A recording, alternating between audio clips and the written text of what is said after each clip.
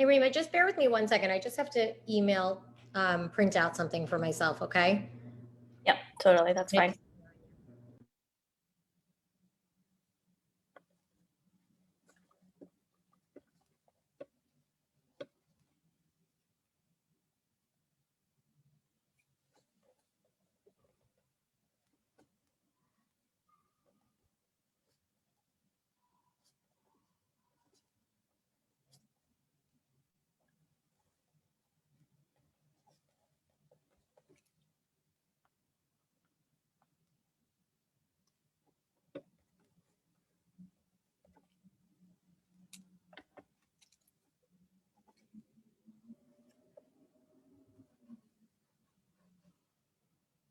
Welcome everyone. We're gonna get started in about 1 more minute for the City Council District 32 Forum.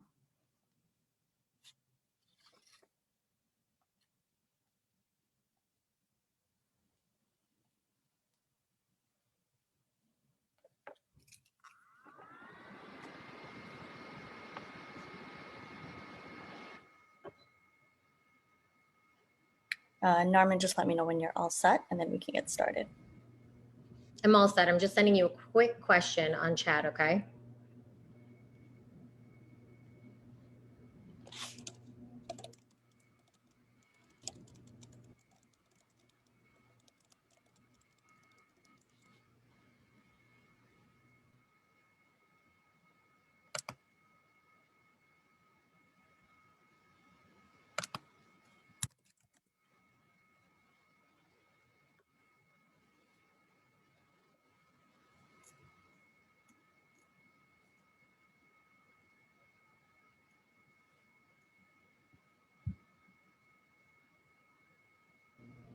I'm good to go.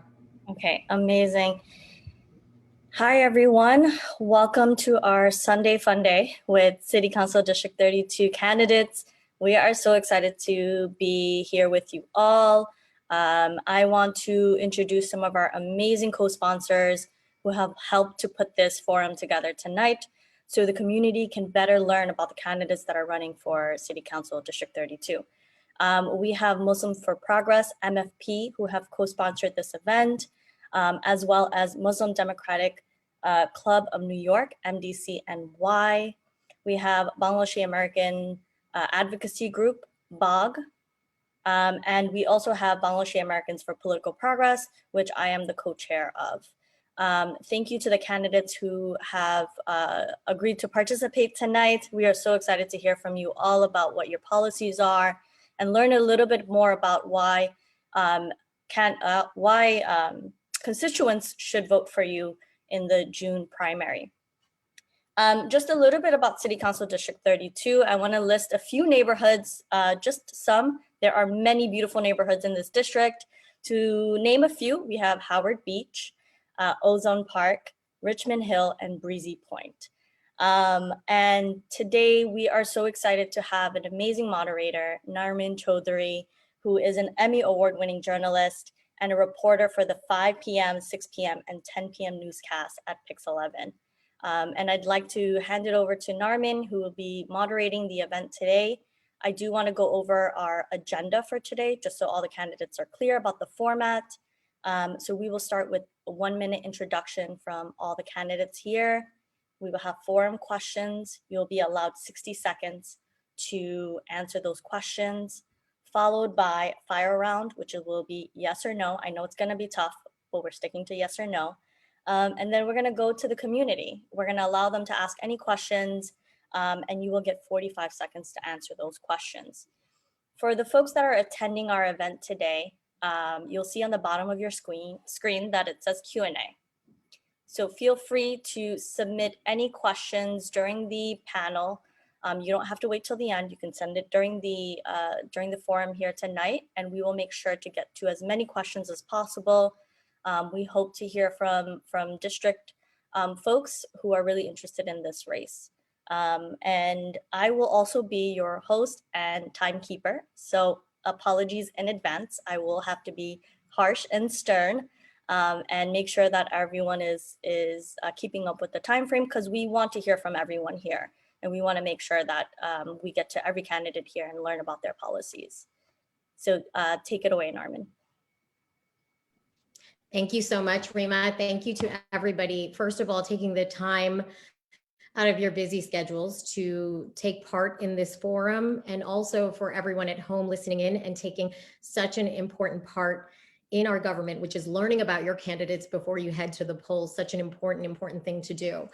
And I do want to first emphasize that we will be keeping time. Rima is the one that's playing bad cop on that, and I will just give a helpful nudge. But we've been doing really well on that, haven't we, Rima? And mostly everybody has been sticking to the time. And we want to make sure that everybody learns as much as they can. This is such a dynamic district that so many of you are part of. And so we want to ensure that folks at home get the information that they need about each of you before they leave tonight. So they are going into the polls knowing everything they possibly can know about all of you, right? So welcome to all of you for, again, taking the time out of your busy schedules. We're going to begin with a 1-minute introduction. And hopefully your introduction will include kind of your 3 most important priorities that you have set in your agenda if you should become city council, a city council member, okay? So I believe you've been briefed on that. So again, 1-minute time for an introduction. And we will begin, and I'm going to stick to alphabetical order right now. So Mr. Khalid Alamari.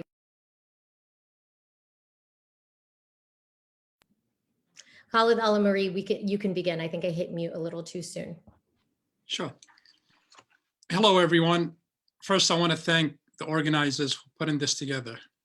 A little bit about me. My family moved to this neighborhood 36 years ago.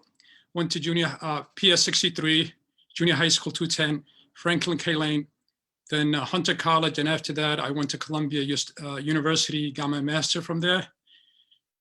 I've been working for the city of New York for over 20 years, managing contract ranging from $1 million to $100 million. Projects such as the Jamaica Bay Watershed Protection Plan, climate change adaptation and mitigation plans, the landfills, the Penn and Fountain Avenue landfills. My dad actually owned the Woodhaven Dairy Mill from 1978, sold it to 2007. We've been fortunate with going to public school, and all my siblings are professionals, medical doctor, law enforcement, educators. So I'm running for city council to represent my community by giving back the experience and knowledge that I have gained throughout my career. Thank you so much. Thank you so much. And from you will go to Ruben Cruz, please, if you can take it up.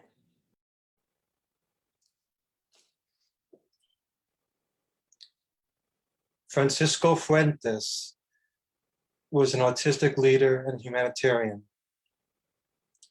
And on April 1st last year, was one of the first people to succumb to COVID-19. So I dedicate my moment right now to him and all the other victims and survivors of COVID-19. My name is Ruben. If you want to learn more about me and what I'm about, I just invite you to visit me at rubencruz.nyc. Thank you.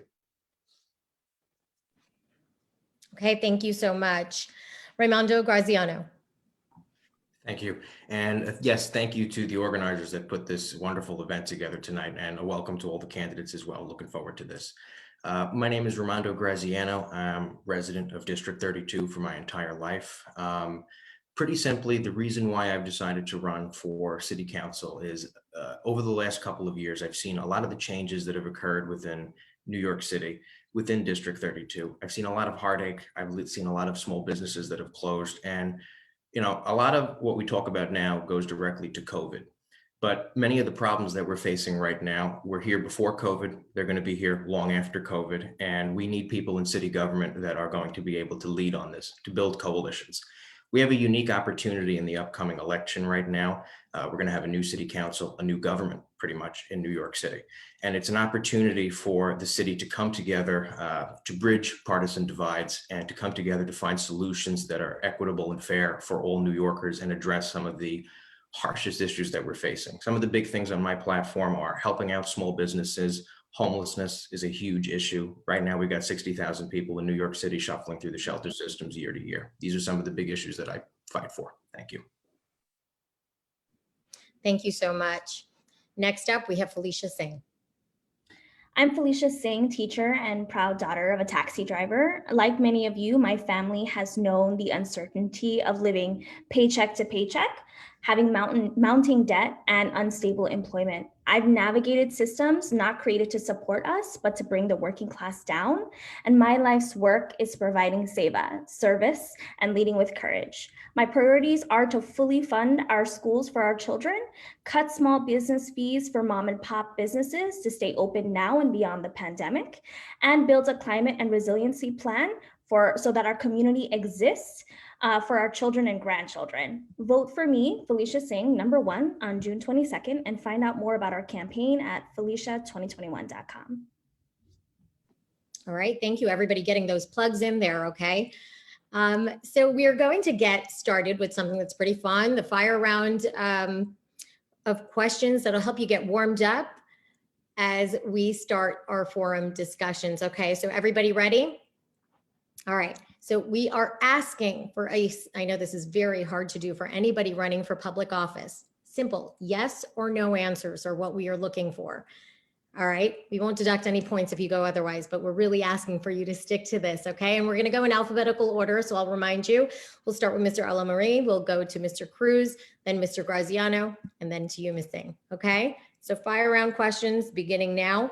Our first question is, do you plan to hire a diverse staff that reflects your district when you win? Definitely, yes. Mr. Cruz? C. Graziano?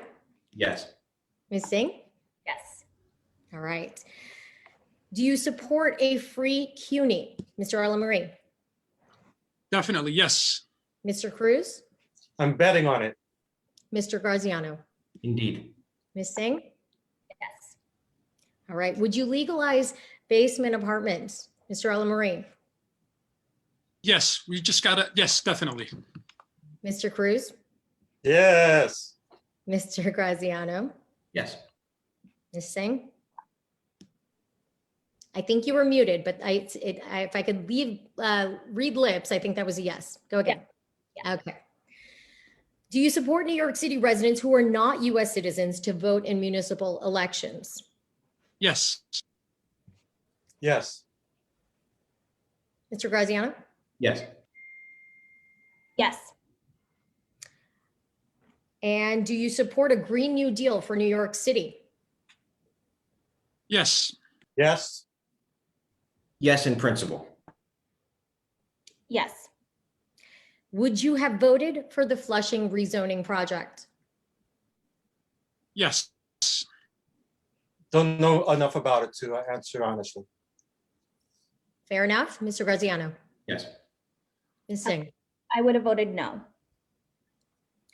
And do you accept funds from real estate developers? No. No. No. No. Do you accept funds from police unions? No. No. No. No. Would you like to privatize NYCHA? No. Mr. Cruz? I'm not sure what my plan would say to that. I have a plan for it. I'm not sure if that means privatizing it. Okay. Mr. Graziano? I would say I'd have to look at it more. Okay, Ms. Singh? No. Do you support the pending council bill on Small Business Job Survival Act? Yes. Mr. Cruz? It sounds good, but I don't know enough about it, to be honest. Understood. Mr. Yes. Graziano? Yes. You would support it. Okay, Ms. Singh?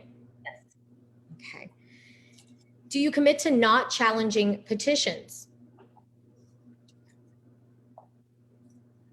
We all have. Mr. Marie? Yes, I made it public. Mr. Cruz? Yes. Yes. Yes. Okay.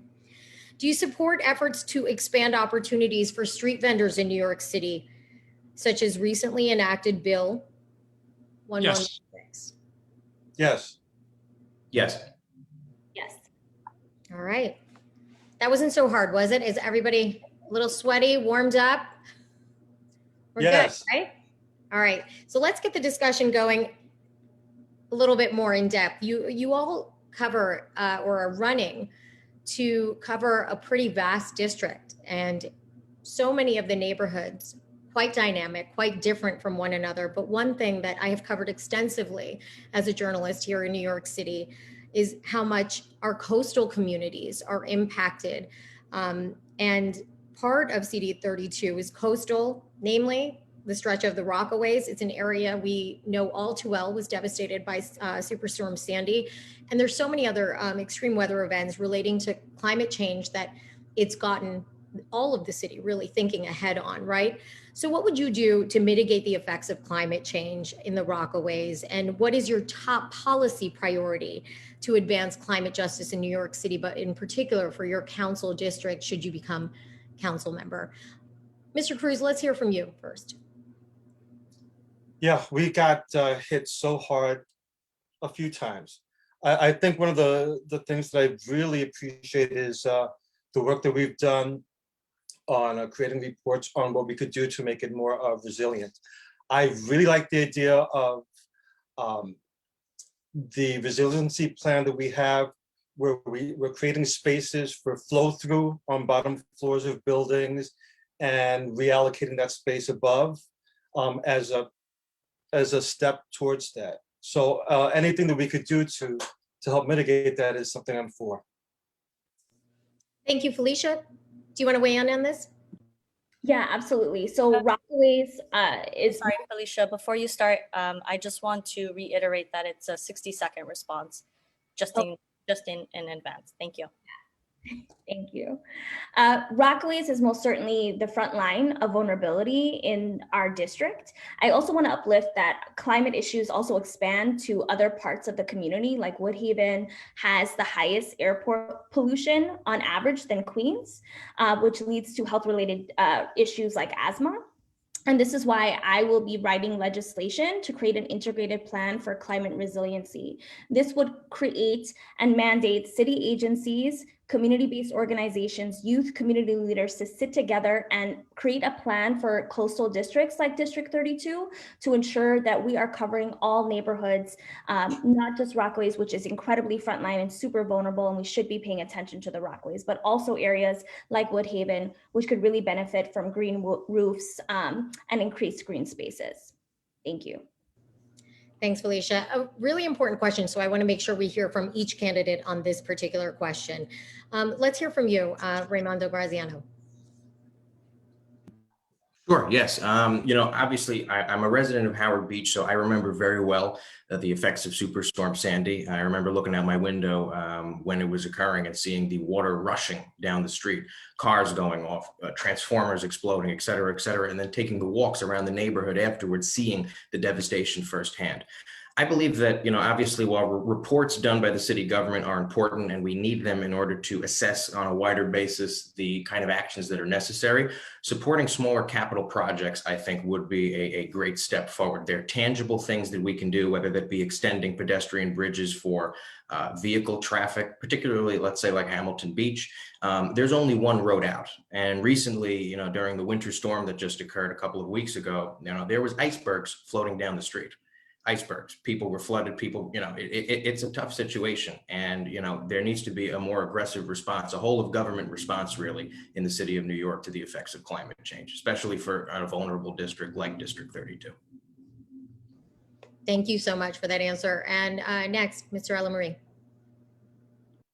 Hi, my career dealing with climate change adaptation and mitigation is over 2 decades, as well as my master's degree. I have worked on changing some of the coastal zoning, and we actually took the vacant lot and froze them and turned them to wetlands as a natural buffer. The area in District 32 is built mostly in former wetlands. So what we need to do is create a buffer zone for storm surge. And I continue to do a lot of work on that, especially in Howard Beach, the Rockaways, Thursby Basin, but most importantly, areas in Hamilton Beach that is constantly get inundated with flood. So that needs, we could do micro projects such as green infrastructure in various areas, or we could actually raise the areas a little bit higher 2 feet, and we could give homeowners grant, and that's what my agency is doing. So we'll continue doing that, but we need more funding from the federal government. Okay, thank you so much. Another very important issue that has hit too many parts of our city, obviously there has been the pandemic that has impacted so many people economically, but also before the pandemic, gentrification, real estate development having impacted and outpricing so many people, so many New Yorkers, and it's forced so many people to seek help when it comes to paying rent and trying to afford their mortgages. How do you plan on addressing these issues in your district should you become an elected council member? First, let's begin with you, Felicia. Sure. So we know renters and small homeowners have really been hit hard because of the pandemic. And the pandemic had definitely exacerbated issues that our renters and homeowners have been facing already. We should have called for mortgage and rent cancellation during the pandemic. But most importantly, this is also an intersectional issue that includes economic hardship. So we needed to fund excluded workers. We need to support an increase of minimum wage. We need to invest in creating more job infrastructure. Align for Greater New York has a plan to create 100,000 new jobs. We need to make sure we increase the credit for home and water assistant programs by at least $100 to $15 per homeowner. And of course, ensure that we reform our utilities here in New York City by turning to electricity and making sure that it's publicly owned. All right, thank you, Felicia. And just wanted to make a quick note, if any of the panelists needs me to repeat the question as I move between candidates, please just ask me to do so. I'm happy to repeat the question. Let's go to Mr. Khalid El-Amri. Same question. Yes, we need to look up where the city makes money. It makes money from income tax, sale tax, and property tax. Apparently, sale tax and income tax has been impacted. However, the city has been pushing to increase property tax, and it have increased, and because of the supply and demand and lowering the interest rate. There should be a formula where basically to stop where taxes should be capped out for the city of New York. And in reality, when taxes increase, the homeowner turns around and increase the rent. So we need to put a formula and an end and some kind of code that will end that. That will help a lot of the renter as well as the homeowners. But for the duration of the COVID-19, there's a lot of backlog for rent. We need to negotiate a deal with both the homeowners as well as the renters, where they pay a certain amount of money, and then the bank system should be able to elevate some of that problem or push back the loan maybe a year or two. Okay, thank you so much. Mr. Cruz? Thanks. I think about, what am I going to do? 6 months behind the rent. How am I going to cover that? What am I going to do? It's a year now. I haven't been able to pay my mortgage. The mortgage companies are a lot of them are helping out by waiting and putting that at the end of the term. The interest rates still accrue, so it's still going to cost us. And what are the renters going to do? We've been getting this support and these stimulus packages, but we're going to pay somewhere down the line.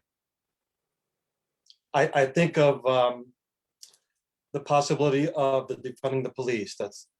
They're throwing around $3 billion. I'd like that money to go to help the renters and the homeowners to alleviate some of that stress, because we're going to get hit hard.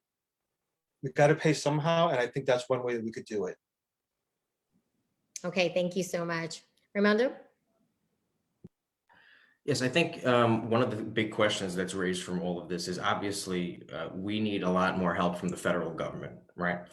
Regarding mortgage relief, rent relief for renters. But on the question of development within District 32, I think it's important that we kind of balance a fine line between stifling business development, which we need in order to bring the city back, and also keeping in mind the paramount question when development projects are being done within the district or within anywhere in New York City ought to be, how is this going to impact the community? How is it going to impact the residents? And affordable housing should be a big question of any new development that occurs within New York City. You know, it's not a question of whether or not can we build the housing. We're just not able at this point to build that housing. People need to be given the right to be able to build that housing so that we can provide it. Going back to my point from earlier, 60,000 people are homeless in New York City right now, higher than the Great Depression. Should not be in a city of such wealth and of such promise. It just should not be. So community should be at the forefront of any question of any new development within any place within New York City. All right, thank you for those responses. Big concern over the summer and continued discussion since the summer is a conversation surrounding the defunding of the NYPD. I'd like to know where each candidate stands on defunding the NYPD. If you do stand behind it, by how much, and how would you like to see the reallocation of funds work? Romando, let's kick it off with you. Sure. I stand behind reasonable policy proposals, right? Sloganeering, I find, oftentimes can deviate the conversation away and kind of make it so that we don't have and build broad coalitions between people. What I say by that is, I mean that I do support the police, but I also recognize the need for reforms. Obviously, we've seen a lot of instances over the summer and in the past of instances of overreach by police officers. And I think one of the questions that's often not talked about is the influence of the police unions within New York City. When you go out and endorse a political candidate, whatever that political candidate may be, you're taking a particular stance. And as a civil servant, you're answerable to the people of New York, and your job as a civil servant is to defend and protect the people of New York. When you take a political stance, you're sending a message to half the city of where you stand on something. And they might not think that you may come and protect them when the time comes. So I do recognize the need for reforms, but I recognize as well, you could see in Ozone Park right now, you could see all throughout, 2 blocks away from my house, somebody was murdered a couple of weeks ago, right? These are big issues, but we do need to stand by the police. Thank you. Thank you. And just to follow up, I want to be clear on your response there. You have a problem with the language of saying defund the police, correct? Yes, of course. I think messaging is extraordinarily important when it comes to building coalitions. You know, it's not just, obviously we're in a Democratic primary, right? And we have to appeal to the Democratic base. At the same time, we do, if we want to be broad reaching and build coalitions and talk to people that are of a different political idea, we have to be able to bring them in. And it's nuanced policy, this kind of stuff, but we have to be able to break through. And since I did give you an additional 20 to 30 seconds there, I'll add that on to the other candidates, but I did want to make sure where you stood on that issue. Same question, Felicia, if you can respond. You know, safety has never been community owned. We've never had the privilege of being able to own what safety looks like for our community. And that's because we've been so reliant on community care through law enforcement. Our city mismanages the people's money in New York City, and so much so that we pour $6 billion into law enforcement while we continuously divest from our schools and our neighborhoods. So I would reallocate at least $1 billion from the law enforcement budget and invest that money back into social services, invest that money back into our youth, like after school programs, our homeless services, mental health services. We've seen time and time again that reform actually doesn't fix a systematic issue that we have within our law enforcement, and we need to make sure that our neighborhoods are in charge of their own community care. Thank you so much, Felicia. Colin? Let's be realistic. Defunding the police is really not the way to go. I'm actually and all the way around. I want to fund the police, give them the resources to the job. But at the same time, I want to reform the police in today's, we have a lot of new technologies. They need more training, sensitivity training. They need cultural training.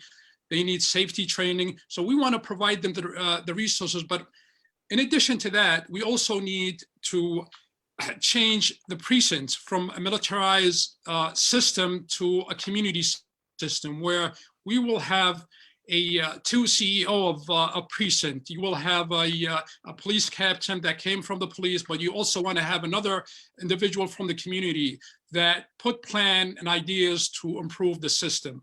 Defunding the police is not the way to go, but to keep good police officers in the street. A lot of the police officers leave because of the reason that they are not treated well. They go to different areas. They go to Nassau County, they go to Westchester, and they go to New Jersey. So we want to make sure that police officers in the street are treated well, are paid well, and not defund them, and they are there for our safety. They are the bad apples, I agree, and those should be fired immediately. Thank you so much, Khalid. Ruben?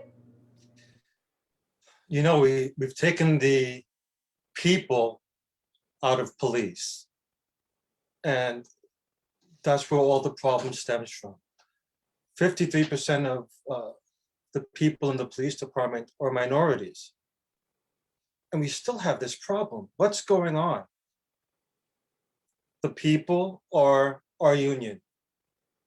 That's who we should be talking to, finding out what's going on to repair this problem we have. Talking about the defunding of the police, I mentioned one option is that our city's going to be in trouble, our homeowners and our renters are in trouble, and I think if we're going to take money out, that's where it needs to go to help sustain us. Also, we could use this money to help sustain us with our transportation issue. Our train system, I read, is the most polluted in the world. So I think we need to increase our bus service. We have a lot of waste in the police department. I think we've all seen the story about the robotic dog. $74,000 for a robot dog. Thank you. There's nothing else I could say other than that. Thank you so much. Thank you, everybody, for your very direct responses on that very important issue. I'm sticking to police a little bit. The mayor has pushed getting hundreds of police officers, additional police officers into our schools. I'd like to know your thoughts on that plan. Khalid? Can you repeat the question? I apologize. No apologies necessary. I can absolutely repeat. The mayor has pushed to include about 500 more police officers in our schools. I'd like to know how you feel about that plan. See, part of the reform in the police is that police officers shouldn't be in schools. They should be part of the Board of Education. And given that job to the social environment in the system, rather than militarizing the school that kind of discourage a lot of the kids from doing their job. But also you could say that also for traffic agents, they should not be part of the police department. The police should be there for peace enforcement, not with our kids, because it's scary and it should be a separate system. Thank you so much. Felicia? Like too many of our New York City students, I went to a high school where we had metal detectors and the NYPD at the front of our school building 3 times a week. In this district, we also see that disparity where some schools, you walk into your school building, you're greeted by staff, while others you're greeted by a school safety agent or and a metal detector. And so that creates a lot of inequities within our school system, perpetuating the school to prison pipeline. As an educator, I know that what actually keeps children safe is resources. It's the ability for the opportunity for upward mobility. It's college and career teams at every high school. It's guidance counselors, it's social workers. Not more police, not more spending on this idea of safety, when the real safety is child care and success for all of our children in schools. All right, thank you. Romando? Personally, I don't think police ought to have a presence in schools. However, I think that the option should be there and be given to parents. Parents ought to be able to voice their concerns. And if parents come together and say that, hey, we would like a police presence here for whatever reason, if there's a particularly high crime in a particular area, you want to be able to combat that and make sure that your children are safe at the end of the day, when they're coming home from school, when they're going to school. That decision, I think, should be made up to the parents. It goes back to a broader point in my own platform of giving more choice to parents in how their schooling for their children is run. You know, we got a city government that's all the way over here, where meanwhile, you've got people in the community here that are dealing with the issues day to day. People in the communities ought to have a greater say in what goes on in their schools, and that is also in regards to policing. Thank you so much. Ruben. No more police in the schools. Our parents, yes, should have a say, and our principals and our teachers, they're the ones who are running the school. They can't have another entity in there that they have no say over. They need to have the say and make the final decision on that. No. Thank you so much. We're going to be shifting over to a conversation about racial and socioeconomic disparities. Whether you see disparities in your particular district, in District 32, and how you intend to tackle those racial and socioeconomic disparities within the district. Romando, let's start with you there. Sure. No, I definitely do see disparities, right? If you look at it, the district kind of splits between the north and the south of the district. The conduit, it splits the district where you've got Howard Beach and the Rockaways on the southern end, and you've got the entirety of the rest of the district on the northern end. A lot of the southern district is very politically activated. A lot of the north of the district is not. Proper services aren't given. There are disparities, right? And, I appreciate the efforts of, all the candidates here in getting people within the north of the district activated and engaged in the political process. It's an extraordinarily important thing. How I would attempt to tackle that is by starting conversations, inter-community conversations. What we need to do, what's most important right now, is bridging divides, bringing communities together. The only way that you're going to start a dialogue is by actually starting a dialogue, right? Whatever that might be, whether it be through further community board meetings, greater dissemination of information out to different communities, mailers. We have to be able to build and bridge divides and build a dialogue between people that, for whatever reason, perhaps it's political reasons, whatever it might be, to be able to talk more. Thank you. Thank you so much. Ruben? I think we are getting better at that. We're communicating more. We have all our groups together, meeting, talking, arguing, fighting, and sometimes getting some good stuff done. So I think I have faith in our community, in our district, and we're getting there. Thank you, Colin. Inclusion is what we should be focusing from now on. Apparently, Romando is correct that our district is segregated, and a lot of the minorities don't have a saying at the table. If elected, I will make sure that minorities have a saying in every policy that I will make. And I will make sure that I will advocate for people in government, to work for government that are minority. I mean, a lot of them really work hard, but there's no opportunities for them. So giving those people opportunities is a way to go. Thank you so much. Felicia? Fixing racial and socioeconomic disparities is actually caused by resource inequities, and it's multifaceted. It is having community conversations. It is expanding resources. It's also fully funding our public schools. It's also cutting small business fees. It's making sure that we have access to health and hospital services by expanding New York City Care. It's providing access to doulas to help mitigate Black maternal mortality. It's safe and reliable transportation. It's ensuring we have fresh food, fresh, inexpensive food in a food desert like District 32 and District 31, where we have more green markets, urban farms, supermarkets.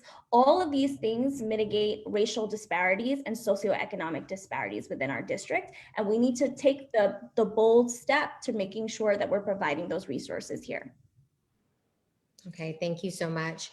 We're going to talk about something that is on so many people's minds, practically everyone's minds, and we're talking about vaccines. I want to know how you think the city has overall been doing in the vaccine rollout, and then how you would ensure the vaccine reaches the most vulnerable in our community. And if you become city council member, how would you implement some changes to make it smoother? And let's start with you, Ruben. Thank you. That's been a really big concern of mine, as my whole business that I started with my wife is predicated on providing programs for senior centers and schools all over the city. And in particular, focusing on seniors, I'm amazed at the lack of support that they've been getting. Number one, there's a lack of internet support for them and the knowledge of how to use it, and having to go online to make these appointments. When the pandemic first started, our supermarkets and pharmacies were setting special hours for seniors to come in and get serviced. Why we're not doing that at Aqueduct, which I think they said 75% of the people going there were from outside of the city, not getting vaccinated.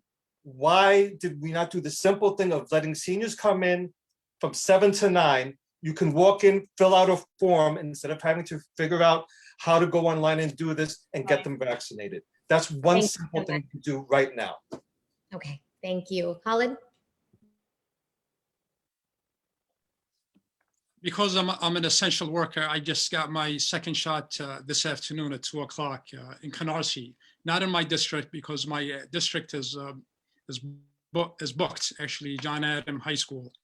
What's going on is that a lot of people don't know anything about the vaccine, where to register. This morning, I was also looking for an office for my campaign. The guy that called me that owned the real estate agent is not aware where to get the vaccine, how to get it. So we need to make sure that these people are aware where to get the campaign, and we could use this huge amount of data to reach and ways and means of reaching to seniors and the vulnerables. Zip code, there should be a ratio for each zip code based on population. This is the way I will push the vaccine program out and further, but not people coming in from, as Ruben said, from Long Island, from Nassau County. Yes, you know, we're okay to, for them to have a vaccine, but we live in the neighborhood, then we should have a priority to have a vaccine, especially the older, the vulnerable. And I believe that the city needs to do a better job reaching out to people living in the district. Thank you so much. Romando? Yes, I think this goes to a question of transparency and accountability. A lot of times our city government is often stretched extraordinarily thin, and the ability for the city government to communicate with the state government, to communicate with the federal government, there's so many different levels of accountability that things often get lost in translation. I personally think it's atrocious that 75% of the people that are using the Aqueduct vaccine site are coming from out of the district, when it goes to a question of resource inequity, right? The information dissemination of how exactly to sign up, to get a vaccine, to get online, to actually do the simple thing, right? We were told that this would be a fast, simple process, and it's not for a large majority of our communities. And, you know, the way you do that is by, you know, modernizing the administrative state. One of the things that the Queensborough president is doing right now is modernizing systems, making them more efficient, making it so that you can do things more efficiently and it's more accessible for folks. You know, we're living in, you know, in a completely different time right now, and we need to be able to meet the challenges of that by providing the proper information to people to be able to get the right information to folks so that they can do the thing, which is get the vaccine. Thank you so much. Felicia? The rollout, just like we saw, the rollout for getting tested was and is inherently racist, and our Black and brown communities have been punished the most because of it. So even in this district, zip codes 11691 receive 7% of vaccination, whereas zip codes 11697 had 35% of the population have been vaccinated. That's a huge disparity, and they all live on the same peninsula. So we should have deployed a plan where we have one hub where folks can access private and public and pharmacy locations for vaccinations. And this would really help our elderly population and our immigrant population, because they have the least access to any of these hubs and any of these locations throughout our city. We should have also deployed the vaccine for all corps earlier. That's a system that has just been deployed and just been released, where folks in our community can learn how to vaccinate community members and actually vaccinate them. And that would help with rollout, but that should have been done earlier. And I would like to see how the hiring process for that looks like, so that we're making sure that our communities which have low vaccination rates can be vaccinated sooner. Thank you so much, Felicia. Shifting gears to taxes, state level push to tax the rich is a big conversation that has been going on. And I want to know where you fall in that discussion of taxing the rich. If you do support it, how much do you think wealthier New Yorkers should be taxed? And for you in the city, where do you think it should be prioritized, the money collected from that particular tax? Felicia, let's begin with you, please. So I support a state level push to tax the rich. Currently, someone who makes $1 million per year pays the same amount of tax as someone who makes $40,000. We're paying our fair share as working class communities, and the rich aren't. So taxing the rich is not going to be impacting our most working class families. It's actually a taxing the rich of people who make New Yorkers who make 400,000 or more, where they're taxed at 6 to 10%. And the proposal will hopefully generate billions of dollars, up to 18 billion or more in state revenue. I would pour that state revenue in funding our excluded workers who do not receive a stimulus check, funding our MTA service for express and bus and train service, funding our schools, funding Medicaid, and of course, building an environmental resilience plan here in our city. Thank you so much, Felicia. Khalid? We cannot have a wish list to run a city. The city have a 90 billion budget, 90 plus billion budget, and we need to allocate that to run a city. Almost half of it goes to debt that we took in the 70s and the 80s. Taxing the rich should be a formula that they pay a certain amount of percentage when it's needed, but we don't want to drive businesses out of New York. We want to make sure that these millionaires that employs minorities, that employ low to middle class incomes should get an incentive, but not to drive them out. So the post-recovery COVID is not going to be the same as the pre-COVID. So we want to make sure that New York City continue to have income because we rely, just like I said earlier, on three forms of income: sale tax, property tax, and income tax. So income tax need to come from the rich, but to a certain level where we cap how much they're allowed to contribute. Thank you so much. Ruben? This has been a problem that we've talked about for 40 years. And our city council, in all its itinerations, nothing has ever happened. Why? I don't know. It just makes sense to me, something that we should do, something that everyone should contribute to. So we have to look at this and see, I need to find out what's going on. That city council, after all these years, still hasn't done anything. We have a new city council coming in. It's going to be new, no matter what. New mayor, new borough presidents. This is our chance to make change. Thank you. Romando?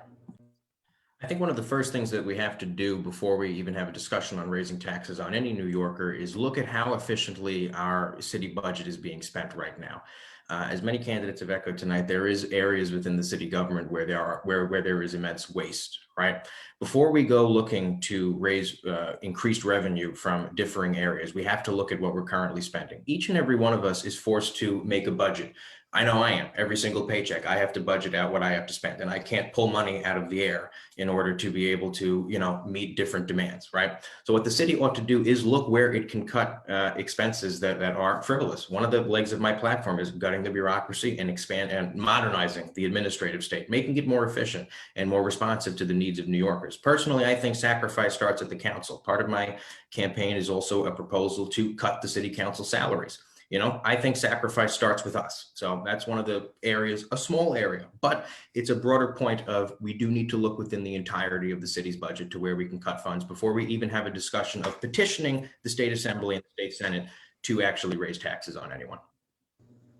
Thank you so much. I want to shift gears to talking about survivors of sexual abuse. We have so many people coming forward, whether it is abuse and sexual assault happening in the workplace, whether it's happening in doctors' offices or in their own homes. Many more women and men coming forward in these kinds of situations. Do you support survivors of gender-based violence coming forward against their abuser, and how would you support them in your particular position? Khalid, let's begin with you.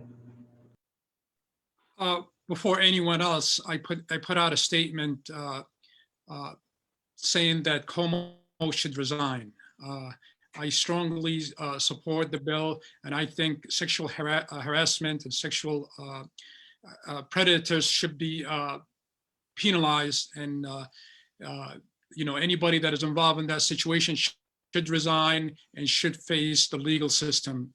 And it's a problem that continues because we are just giving them a tap in the arm and letting them go. We need more stronger laws that protect sexual victims.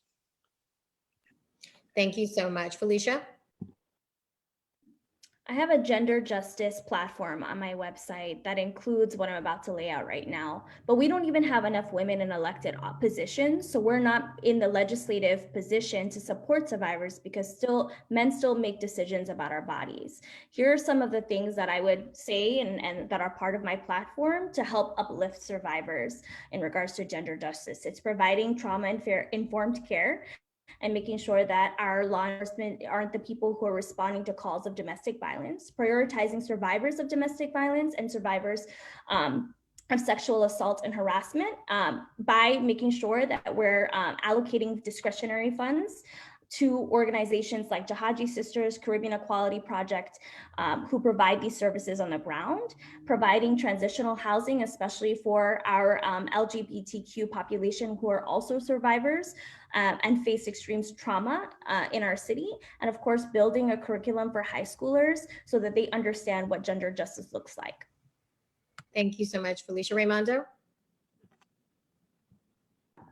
I believe supporting survivors should be a paramount piece of anything that, if you're in business, if you're in government, if you're in, the private sector, the nonprofit sector, supporting survivors and their efforts to come out and face their accusers should be paramount. That means, providing resources and also being able to, say to these folks that we have your back, and creating inclusive workspaces that, where these sorts of things don't happen, where we respect one another and we treat others the way that we want to be treated. I think that's extraordinarily important. There should be more programs like that flourishing through New York. Thank you so much. Ruben? Would you mind asking that question again? Because I feel like I'm missing something in which this is so obvious. Just ask me one more time, please. Feel like you are playing with sarcasm with me, sir, but No, I'm not. I apologize. It's just that Okay. I will absolutely repeat it. We have many more victims and survivors coming forward to bring to light abuse that can happen at home, in the workplace, and in doctors' offices. Do you support survivors of gender-based violence coming forward against their abuser? And how would you support those survivors in your particular position, should you be elected, and in your district? Thank you. I apologize for that, but there was just something I felt I was missing. The reporting of sexual harassment attacks in the workplace is something that we've dealt with for a while. And the problem of companies protecting their own, especially men. So we need to prosecute, and we need to have an avenue for these people to report this and feel safe about it. I don't want to complicate it more than that. I think it's that simple. And I apologize. I didn't mean to be sarcastic in any way. No, not at all. Not at all. We could always take a light moment. It's okay. It's an important question that bears repeating, right? So thank you for your response, Ruben. We want to shift gears to talking about the mayor's taxi relief plan that was just announced this week. Felicia Singh, I know you have a very personal story on this subject with your father. And I'd like to get your take first on whether you believe it will really benefit drivers who have found themselves in enormous debt in recent years. Thank you. I believe that this plan is deeply disrespectful to the taxi drivers and who have been demanding debt relief that would restructure their debt at $125 with a payment plan less than $800 a month over the course of 20 years. The New York Taxi Workers Alliance is a union that has been really the steadfast owners of this plan, and their plan cost $75 million over 20 years. The plan that the mayor released, we don't know how long restructured debt would have to be paid back. We don't even know how the debt would be restructured. We don't know who would qualify for the $9,000 of payment support at all. So there are a lot of unanswered questions left here, and I don't believe that this plan is helpful. It's actually a copy and paste to support hedge funds and lenders rather than providing relief for taxi drivers and their families. Thank you so much, Felicia. Raimondo, how do you feel about the mayor's relief plan? Do you think it's enough? I think it's a first step, but I, like Felicia, believe it does not go far enough at all. And I think it misses the ball really in the sense of what is the root cause of these problems. The private corporations and their rideshare companies and workers' rights abuses, which have, allowed the hard work of people that are in this taxi business, it's pushed them out of the market because it's an entirely different model. And it goes to the fact that the city is too slow in its response to emergent technologies, to the ability to combat these sorts of things. And to be able to do that. The plan doesn't go nearly far enough, but I think it misses the mark in being able to combat the abuses that go on at private corporations, especially Uber, Lyft, these sorts of rideshare sort of companies. I think that's an important question that needs to be talked about more. Thank you so much. Khalid, where do you fall on this plan? I've been saying it for a long time that the city didn't do a good job giving permits to Lyft and Uber to come to the city and not play in the same level field. They take all the commission and leave the drivers facing all the penalties, whether it's if a driver gets a ticket for any type of tickets, they get a ticket for the limousine taxi and limousine commission, the Department of Finance, and their three problem and you're out.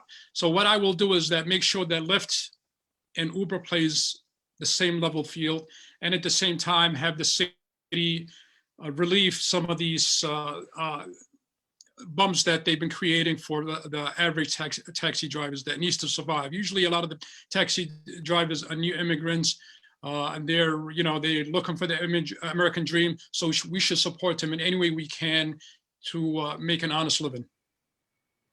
Okay, thank you so much. Ruben? Yeah, when the mortgage bubble burst in 2008, we saved the banks and left the homeowners to hang and dry. And I'm looking at this now. We have the situation. We need this. We need this. But who's it going to benefit?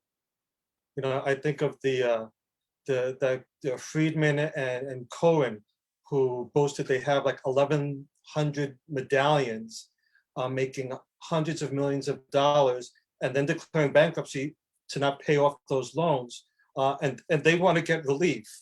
So I just want to make sure that that the common guy who's driving that taxi every day is getting the relief, not these other guys. Okay, thank you so much. We are on our final question from the forum portion of our panel here. I want to talk to you about language justice. We've touched upon it here and there so far this evening, but let's get into it a little bit more. What does language justice mean to you in particular for your campaign and for your office? How will you approach it here in the city and in your district if you are elected? Khalid, let's begin with you. Yes, we want a city council that reflects the population of New York City. Apparently, it is not fair that we have not got a seat in the table, not only in city council, but even community board. We want to make sure that we have a seat to serve the minorities, to serve the population of New York City. And if elected, I will definitely make sure that happens. All right, thank you so much, Khalid. Romando, let's hear from you on that. Sure. I believe, obviously, coming as the stance of being a white man, right? I recognize that, I obviously have there's a degree of privilege there, right? Being a white man and coming from that background. So being able to act as an ally to folks that are from minority communities, that are from communities that are historically underrepresented. My priority on the city council would be to build a staff, obviously, that is reflective of that. I'm doing that right now in my campaign. My treasurer is a Bengali-American, formerly incarcerated. All right, giving people the opportunity that is not always inherently there for folks, right? And it's an extraordinarily important thing because it's not done enough. And I think a lot of the things that we've talked about this evening kind of echo that point, especially within the disparities within our own district, and being reflective of that and being an ally to folks and helping them to lift their voice up, not being the voice for them, but helping them to lift their voice up and put them into spaces where they can have the political power that they need. Thank you so much. Ruben? Thanks. I don't know how many of you have experienced this or anyone else that's watching.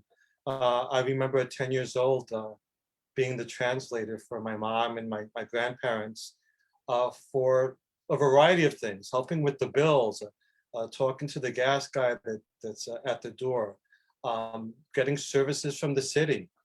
A lot of us have had to take on that responsibility. My website is available in 10 languages because I recognize that need for people to be able to see the details in their own language in a way that they understand. Now, did I translate it well? Well, my English is not so good sometimes, but I did the best I could. So we try to understand each other as best we can, and that's something that we need to continue doing citywide. So that's something that I'll be looking forward to pursuing when I get on city council. Thank you so much, Ruben. And I hope folks who will check out your website, I'm sure they will appreciate the effort. Felicia, let's go to you next. So I'm really grateful to have a language justice team on our campaign right now, folks who are dedicated and fully integrated into our decision-making processes on our team and really help with the comm side of understanding how our messaging goes out into the world. Our lit is translated in 2 to 3 different languages. We've run bilingual phone banks. We are in the process of also translating our policy so that our community members have access to that as well. You know, language justice is about access to quality of life and living a dignified life. Currently in our district, we only have 7 dual language programs, actually 8. 7 of them are in Spanish and 1 is in Bangla. And we also have a high level of Chinese speakers, Mandarin and Cantonese here in this district, but not enough dual language programs that help push that. These are some of this is just one thing that I would be doing once in office, prioritizing having staffers who speak language, but also are a huge part of the decision-making process, our leaders on our staff, not just language speakers. We want to reimagine what language access looks like in regards to civic engagement, making sure that our community board meetings, our civic associations, our block association meetings where people go to hear information are translated at all times, even if people don't ask for translation. Having access is so important in that way. It makes people feel included. Thank you so much.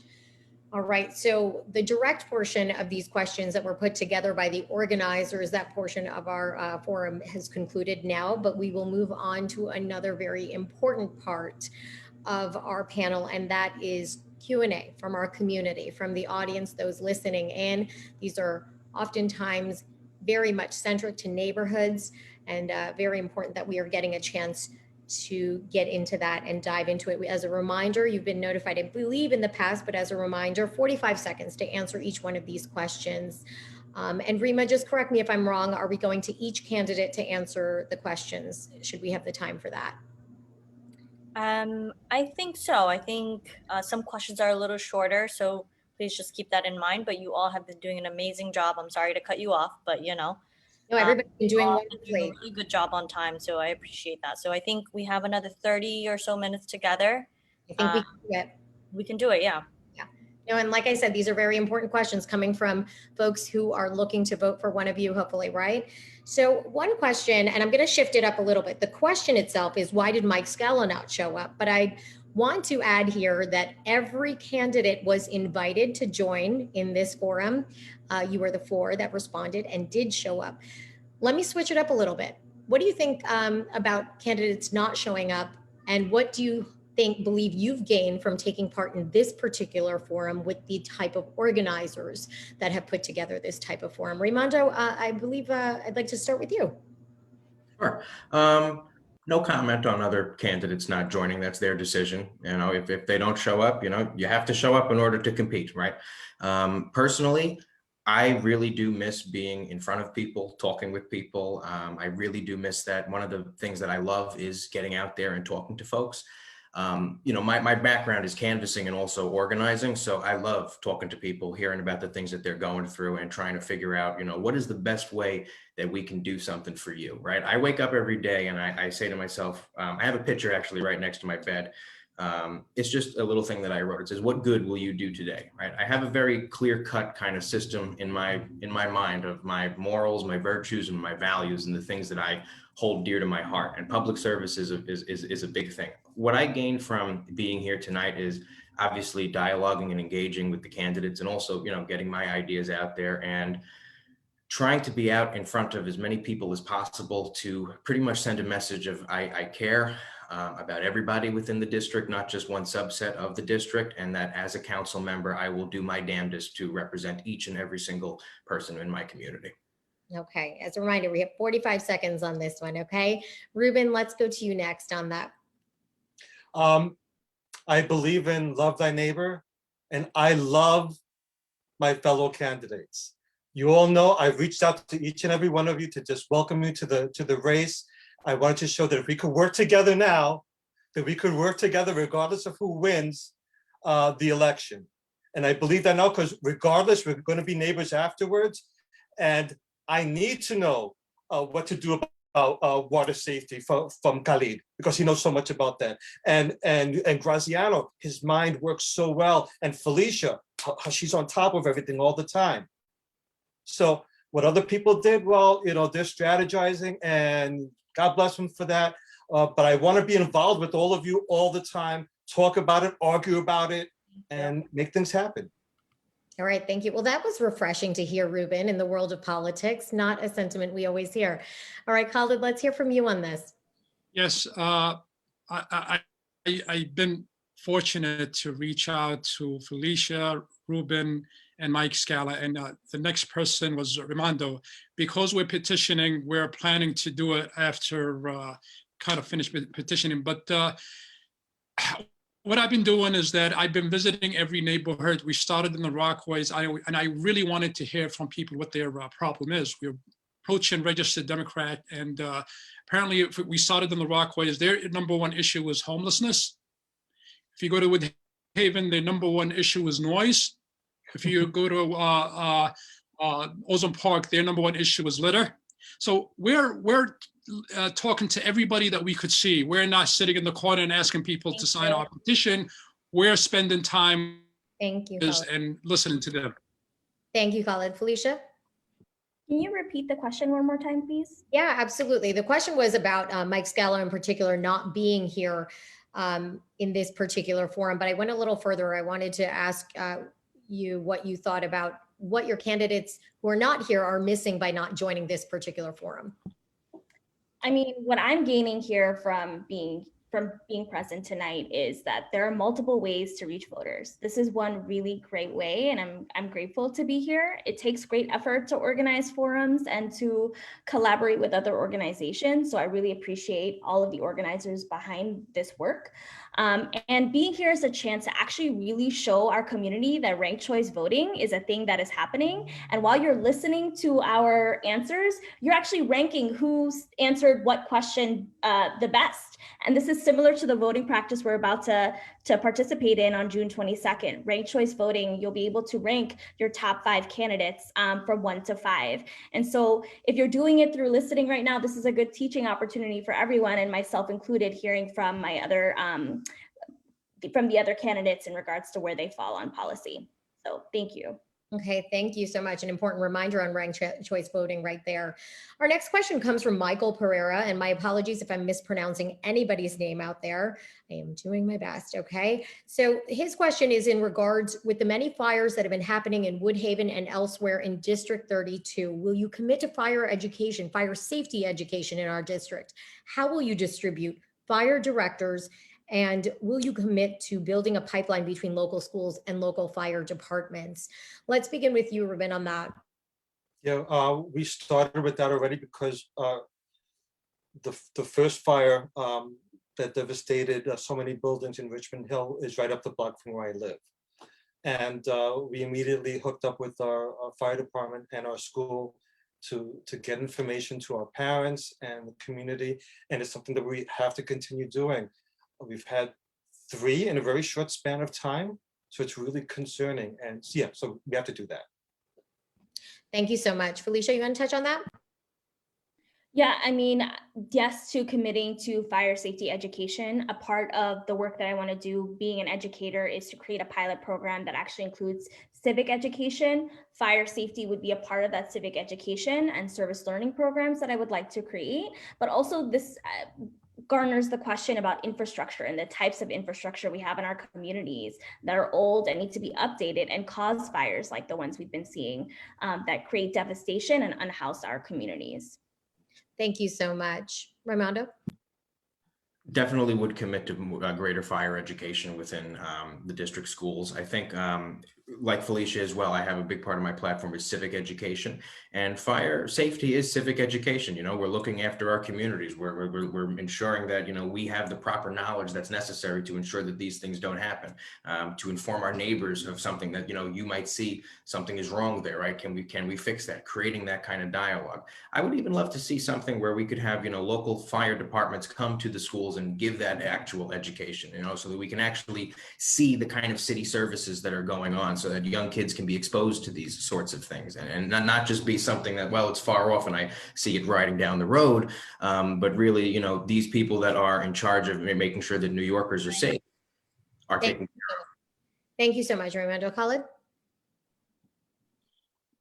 Public education campaign using the fire department resources is the way to go. But I do own a side business. I do home inspection aside. So one of the things that I do is I inspect the electric system inside a home.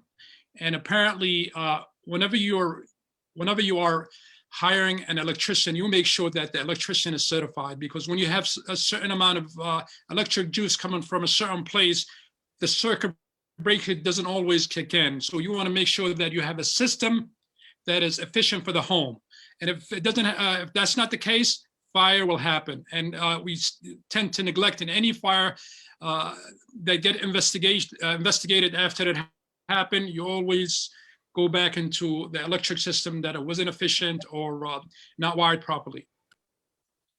Thank you so much. Khalid, I want to start with you on this question because you touched upon it, I believe, during our previous question or 2 questions ago. This comes from Colvira. He says, how will you combat the spike in homelessness? There are many more on my block every day, and I want to do better for them. I don't know which block Colvira lives on. However, you did touch on this. What would you do to combat homelessness? Yes. What the coldest day of the year happens in January, late January, and there's a program called Hope, where we go out every coldest day of the year and we count the homelessness. We approach them, we tell them what are their problem, what are their issues. Their biggest problem is really a lot of them are mentally disturbed. There are a lot of into drugs. We offer them shelters, we offer them resources. They don't want to go to shelters because of the high crime that exists within the shelter system. So what will I do is reform the homeless department in New York City. It is not doing their job. So making sure that they do their job and putting a system in place where homelessness are welcome, are helped, and put in a program, a good program for them to get out of the homelessness, whether it's through drug rehab, mental institution, or getting the funds to get those who are unemployed, make sure that they get the resources needed. Thank you so much. Ruben, where do you fall on this? How would you combat homelessness in your district? That's such a tough one, especially when, oh, we don't want those people here. It's such I wish I could say I had that answer, and I need to research that more, because how do we get each other to help each other out, to be good neighbors? You know, our homeless system right now, the cost per night is more than a hotel. I mean, we could provide that to a homeless person and they could have their own apartment and groceries and pay utilities with that. So we really need to look at what we're doing with our money and how we could really help them more. And I don't know what that is yet, but I know it's in there. Thank you so much, Ruben. Raimondo? I think there's a number of different ways that we could do this. Number one, I don't think increasing the amount of shelters that we have within the city is the right way to go. a lot of people that are experiencing homelessness don't want to go into shelters because they are dangerous, right? I think the very simple solution to this is to provide housing, right? There's a number of different ways we could do this. Number one, there's a number of empty hotels right now sitting in New York City. Convert those to affordable housing. The same thing with a number of empty office spaces right now. Convert those to affordable housing. We also have a number of investment properties in New York City that are sitting empty right now while 60,000 people shuffle through the shelter system, that are sitting there as investment vehicles when they could be used for housing. Studies have shown that when you provide people housing, their lives do dramatically increase when they have somewhere to rest their head at the end of the day. How is somebody is expected to be a productive member of society when they don't even have the most basic thing, a home? FDR in his proposals back 75 years ago wanted to put a housing proposal in there, a housing guarantee. We need to bring that back. Thank you so much. Felicia? 1,000 to 2,000 of our children in District 32 are homeless. So we need to expand affordable housing in our city. We need to have a reform and completely change our public land use program called ULURP, which is currently private developer led and not public and community centered. And a part of having affordable housing also needs to be included. It's intersectional. So we need to make sure that we have job security and making sure we're providing folks with jobs so that they are maintaining their housing as well, but also ensuring that it is affordable. Okay, thank you so much. Our next question comes from Eric Tien. What is your stance on the Queensway project? Khalid? I'm sorry, repeat the question again. Eric Tien is asking, what is your stance on the Queensway project? Actually, I am actually working on that project. I want to turn that to a sustainable way where the community could gather together and socialize and basically build a system where it's environmentally friendly, ecologically usable. We want to plant more trees, make sure that bike path is available. It's about 3.5 miles and it's been neglected since the 1950s, and it's just sit there. So if I get elected, my benchmark is to prioritize that project and make sure that we turn it to a usable open space. Thank you so much. Ruben? We have to spend our money wisely and well in over the next few years. Recovering from COVID, and our jobs and our rents and mortgages has to be our focus. That sounds like a great idea, just not right now. Felicia? Public land use or public space is really important, especially for communities here in South Queens. I think that a priority for me or a priority that is necessary and needed in this district is actually just really a lot more reliable transportation. That is what we need. That is what our working class communities are really looking for. Express buses and train service that's reliable and safe. This is the work that we need to be pouring our energy into. I mean, the Queensway project is a beautiful idea. It takes a long time to implement and does cost a lot of money. And I think that at the same time, we need to make sure that we're improving systems that we already have so that people can rely on getting places and getting. Thank you so much. I wanted to ask about a question. I'm trying to look for who asked this. Sorry, I just want to, did we get to Raimondo? I'm sorry. Oh, sorry. Did I skip you, Romando? I'm so sorry. I'm going to raise my hands. It's no problem. Oh, go ahead. My apologies. Sure. Just echoing Felicia's points, I believe that we do need to focus on the existing structures that exist within the district right now and improving the transportation systems that we have now. Echoing my points from earlier about looking at different aspects of the budget where we can, cut wasteful spending or cut expenditures that might not be necessary at this point. I think we need to invest in what we've got going on right here to improve it for the people of the district. We have a number of different trains and transportation methods here within the district. We just need to improve them.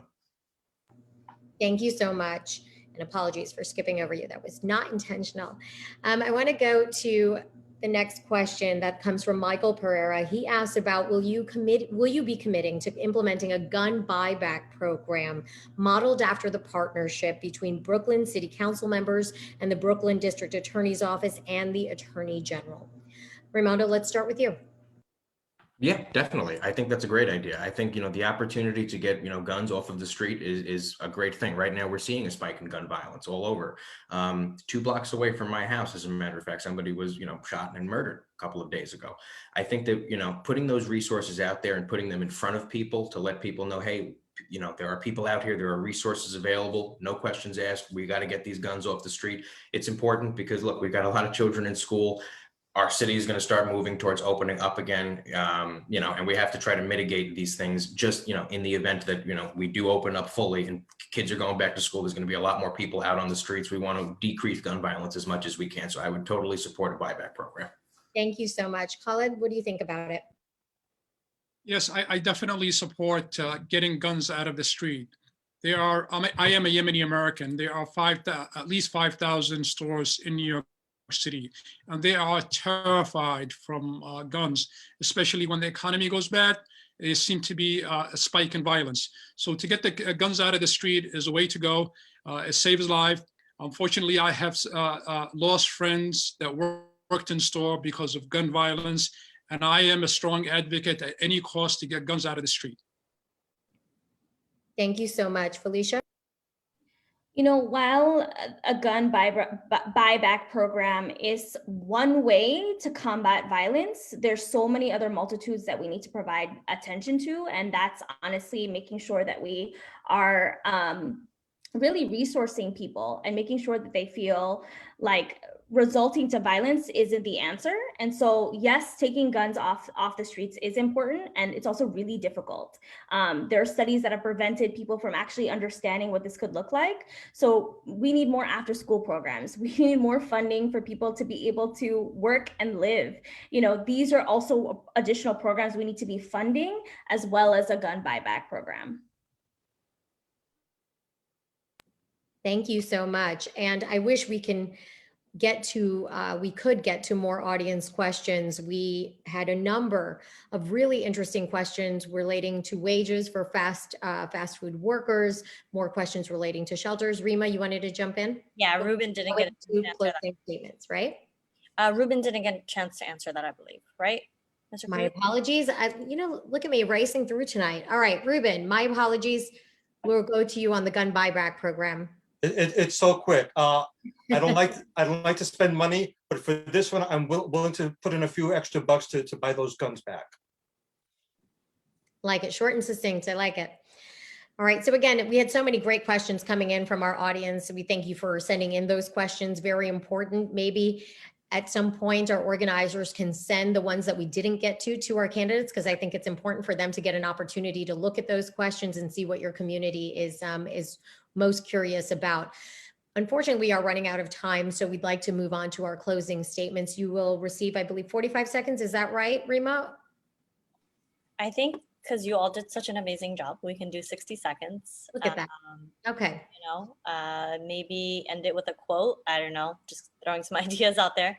But yeah, 60 seconds. Rima, I like what we did one other time. We had them end with their favorite cuisine or favorite restaurant in their district. How about that? Yes. Yeah. And we can end with that. Yep. Okay. I don't know. That was fun. And anytime you end with food, I like it.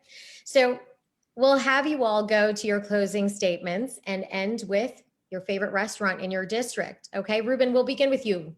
That's my apology for skipping over you last time. Thank you. So the blue collar worker has built our city, and we need to be represented in governing our city. I can build a house, I can sweat a pipe. I'm one of you, and we need people like us governing in our city. It's that simple. Pollo Rico, Peruvian restaurant on 110th Street and Jamaica Avenue. Go there, you won't be sorry. All right, thank you. Khaled? Yes, 1/3 of small businesses have closed down since COVID started. We need 100% of my district relies on small businesses. We need to make sure that they stay operating and get them the fund needed. Also, as you're well aware that more than half of our district is within less than a quarter mile of water. We want to control climate change. We want to make sure that we have a resiliency plan to control storm surge. I will also work on community policing with the community to make sure that crime does not spike. My favorite place to go to is Gino's Pizza in Howard Beach, especially the grandma pizza. When I'm actually a runner. I run marathons, and I also ran tens of half marathons. But I could once in a while cheat and go to Gino's Pizza and get that little pizza with the beautiful sauce. So I encourage people to go there and buy that pizza. Always a good time for pizza. All right, thank you, Helen. Felicia, let's go to you. I'm Felicia Singh. My work as an educator, community leader, and experience navigating systems that don't work for working class people is what makes me qualified to represent our community. It's time for representation. It's time for women of color. We are the majority of this district, and it's time for us. We need your courage in this moment, and I am the Democrat to rally behind. Our campaign actually launched Restaurant Week this week, so you can find that on social media, and you'll find my favorite local restaurant, the local press, on our list.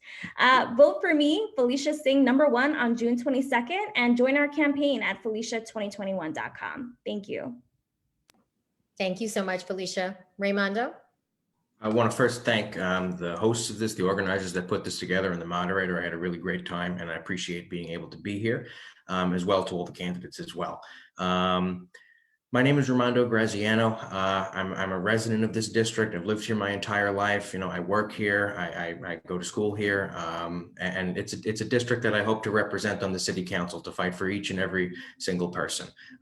We got a lot of problems that we're facing right now in New York City, and we need vision and the ability to build coalitions and to bring people together in order to do this.